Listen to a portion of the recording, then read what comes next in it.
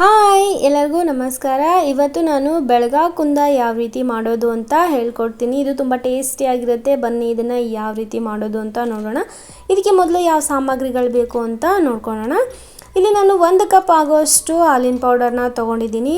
ಹಾಗೆ ಅದೇ ಕಪ್ ಅಳತೆಯಲ್ಲಿ ಅರ್ಧ ಕಪ್ ಆಗುವಷ್ಟು ಸಕ್ಕರೆನ ತೊಗೊಂಡಿದ್ದೀನಿ. ಹಾಗೆ 1 ಸ್ಪೂನ್ ಏಲಕ್ಕಿ ಪೌಡರ್ನ ತೊಗೊಂಡಿದ್ದೀನಿ. ಹಾಗೆ 2 ಸ್ಪೂನ್ ಆಗುವಷ್ಟು ತುಪ್ಪನ ತೊಗೊಂಡಿದ್ದೀನಿ. 1 ನಿಂಬೆಹಣ್ಣಿನ ರಸನ ತೊಗೊಂಡಿದ್ದೀನಿ. ವಿಡಿಯೋದಲ್ಲಿ ಅದು ಸ್ಕಿಪ್ ಆಗಿದೆ. ಇಲ್ಲಿ ನೋಡಿ, ಒಂದು ಪ್ಯಾನ್ಗೆ ನಾನು ಹಾಲಿನ ಪೌಡರ್ನ ತೊಗೊಂಡಿದ್ನಲ್ಲ 1 ಕಪ್ಪು, ಅದನ್ನು ಹಾಕಿದ್ದೀನಿ.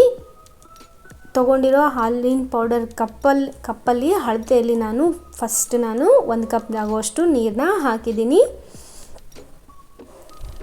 ನೀರನ್ನ ಹಾಕಿ ಇದನ್ನು ಚೆನ್ನಾಗಿ ಫಸ್ಟು ಕಲಿಸ್ಕೊಬೇಕು. ಇಲ್ಲಾಂದರೆ ಗಂಟು ಉಳ್ಕೊಳುತ್ತವೆ. ಅಷ್ಟು ಒಂದೇ ಸಲ ನೀರು ಹಾಕಬಾರ್ದು. ಫಸ್ಟ್ 1 ಕಪ್ ಹಾಕಬೇಕು.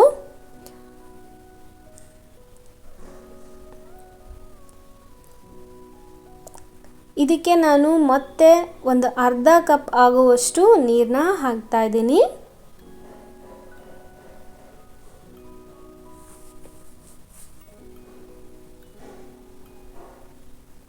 ನೀಟಾಗಿ ಕಲಿಸ್ಕೊಬೇಕು.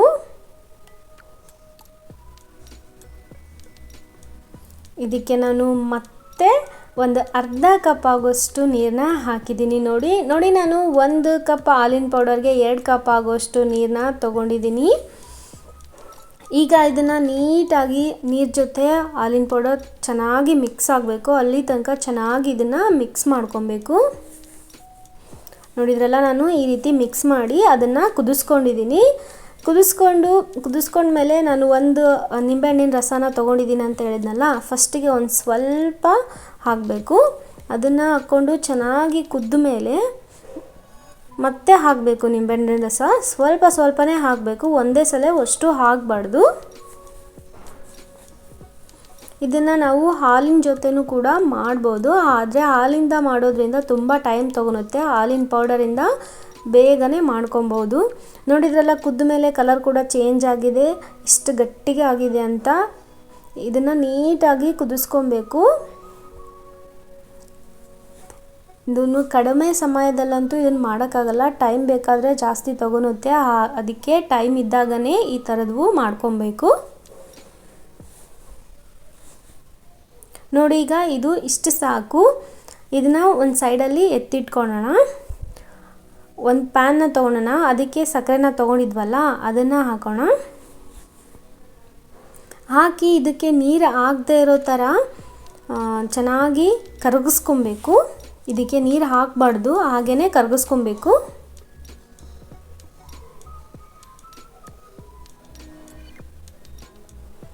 ನೋಡ್ತಾ ಇದ್ರಲ್ಲ ಯಾವ ರೀತಿ ಕರಗ್ತಾ ಇದೆ ಅಂತ.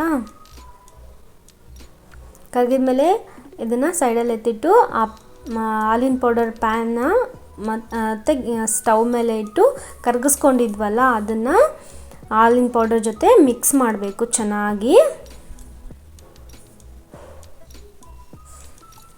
ತಳ ಸೀದೋಗೋ ಚಾನ್ಸಸ್ ಇರುತ್ತೆ. ನಾವು ಬೇಗನೆ ಮಾಡ್ಕೊಬೇಕು. ನಂದು ಪ್ಯಾನ್ದು ತಳ ಏನಿದೆ ಅಂದರೆ ಫುಲ್ಲು ತೆಳ್ಳಗಿದೆ. ಅದಕ್ಕಾಗಿ ಬೇಗನೆ ಸೀದೋಗ್ಬಿಡುತ್ತೆ.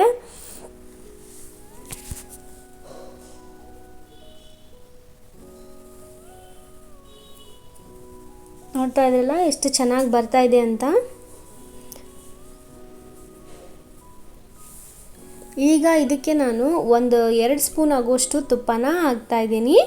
ಹಾಕಿ ಇದನ್ನು ಚೆನ್ನಾಗಿ ಕಲಿಸ್ಕೊಂಡು ಇದಕ್ಕೆ ಏಲಕ್ಕಿ ಪೌಡರ್ನ ಕೂಡ ಹಾಕಿ ಮಿಕ್ಸ್ ಮಾಡ್ಕೊತಾ ಇದ್ದೀನಿ. ನಿಮ್ಮಲ್ಲಿ ಬೇರೆ ಬಾದಾಮಿ ಬೇರೆ ಇದ್ವೆ ಫ್ರೂಟ್ಸ್ ಇದ್ದರೆ ಅವನ್ನು ಕೂಡ ಹಾಕಬಹುದು. ಹಾಗೆ ಈ ವಿಡಿಯೋ ಯಾರಿಗಾದರೂ ಇಷ್ಟವಾದರೆ ಒಂದು ಲೈಕ್ ಮಾಡಿ, ಹಾಗೆ ಕಮೆಂಟ್ ಮಾಡಿ. ಯಾರಾದರೂ ಹೊಸದಾಗಿ ನನ್ನ ಚಾನಲ್ನ ನೋಡ್ತಾ ಇದ್ದರೆ ಸಬ್ಸ್ಕ್ರೈಬ್ ಮಾಡ್ಕೊಳ್ಳಿ. Thank you.